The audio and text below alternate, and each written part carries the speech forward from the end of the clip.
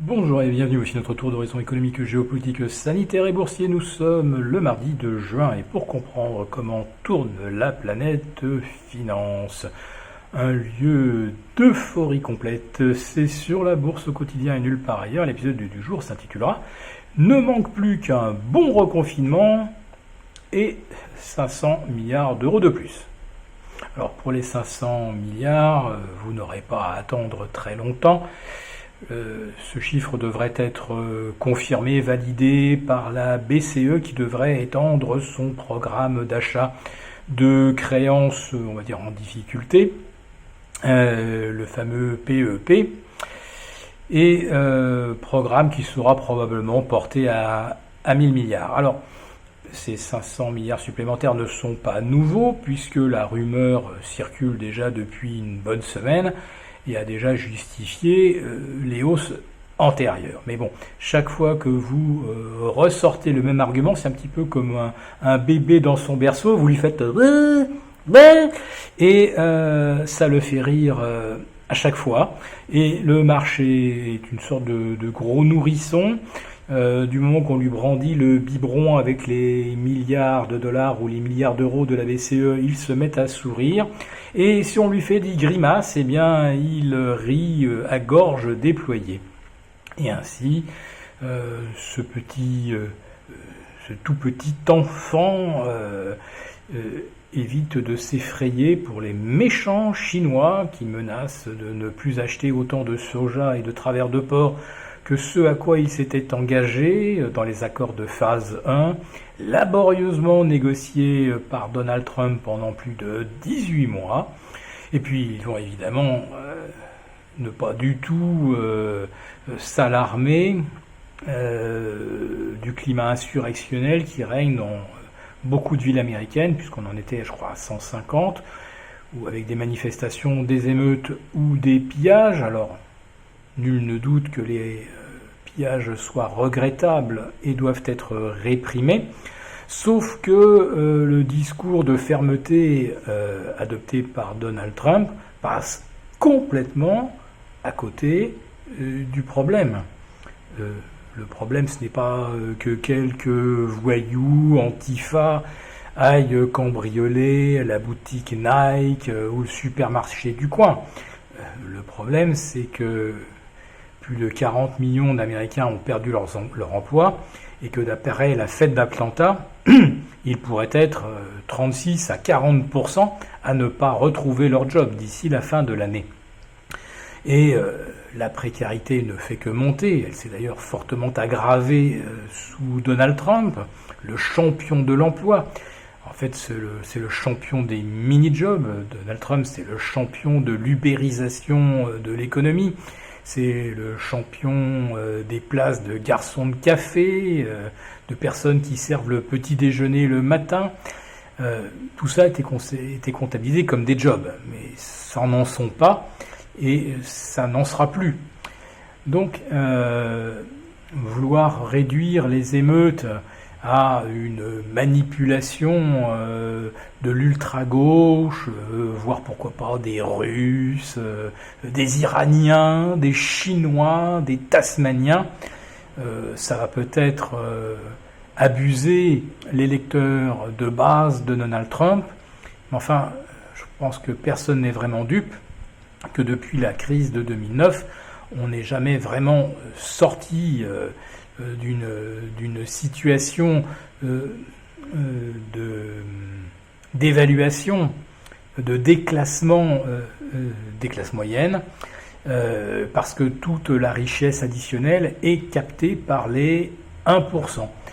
Alors c'est tellement manifeste qu'aujourd'hui personne n'ose le nier, et tout le monde sait que Donald Trump bosse non pas pour les 1%, mais pour les 0,1% qui appartiennent à sa caste, la caste des milliardaires qui manipulent les marchés.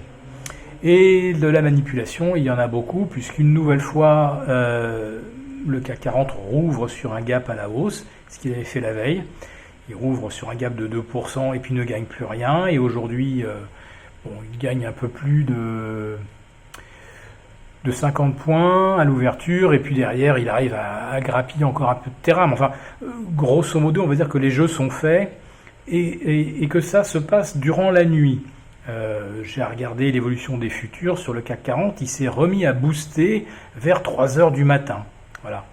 Quand vous regardez les évolutions des futurs, vous l'affichez en 5 ou 10 minutes et vous voyez ce qui se passe durant la nuit. C'est assez édifiant. Et pour le CAC 40, comme par hasard, les acheteurs viennent à 3 heures du matin. Alors nous ne savons pas qui sont ces mystérieux acheteurs nocturnes.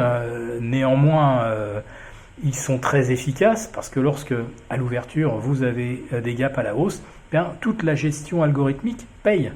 Parce qu'un gap à la hausse, c'est un signal d'achat. C'est un signal d'achat purement technique. Mais on s'en contente, puisque le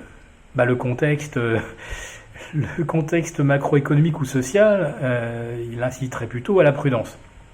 Donc, plutôt que de risquer de voir des ventes ou des achats raisonnés venir se dérouler durant la séance, vaut mieux tirer les cours pendant qu'il n'y a personne en face, et quand les achats se déclenchent le lendemain à l'ouverture, ce ne sont pas des achats raisonnés.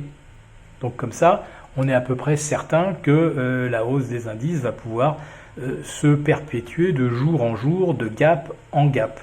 Donc ça, c'est un procédé qui dure maintenant depuis presque 2 mois en fait, où l'essentiel de la hausse se fait hors séance aux États-Unis. C'est particulièrement flagrant.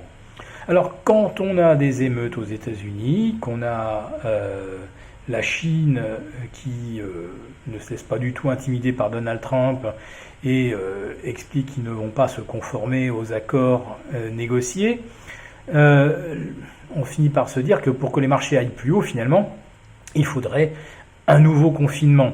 Parce que là, la ficelle de ça y est, on déconfine, ça y est, ça repart, etc., etc., bon, là, la ficelle, elle commence à être un petit peu usée.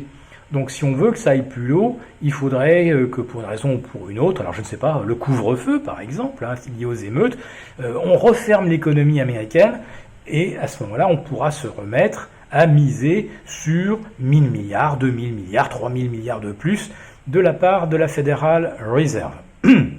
Enfin, elle a quand même déjà pas mal injecté, à tel point que le ratio capitalisation sur PIB américain est instantanément de 147%, sachant que lors du sommet précédent, précédent record absolu de l'été 2007, la capitalisation avait atteint 141%.